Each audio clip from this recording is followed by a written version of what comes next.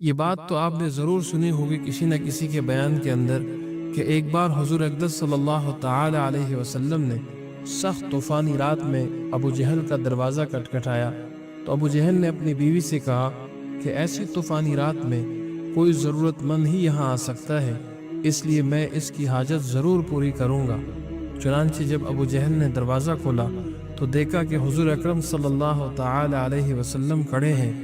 آنے کی وجہ پوچھی تو حضور پاک صلی اللہ تعالی علیہ وسلم نے جواب میں فرمایا کہ ایمان لے آؤ، کامیاب ہو جاؤ گے۔ اس پر ابو جہل کو غصہ آیا اور اس نے دروازہ بند کر دیا۔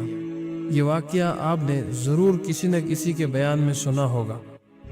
یاد رکھیے کہ یہ واقعہ ان الفاظ کے ساتھ سندن تاحال محققین فرماتے ہیں کہ کہیں بھی نہیں مل سکا، اس لیے اس کو حضور پاک صلی اللہ تعالی علیہ وسلم کی طرف منسوب کر کے بیان کرنے سے اجتناب کرنا چاہیے۔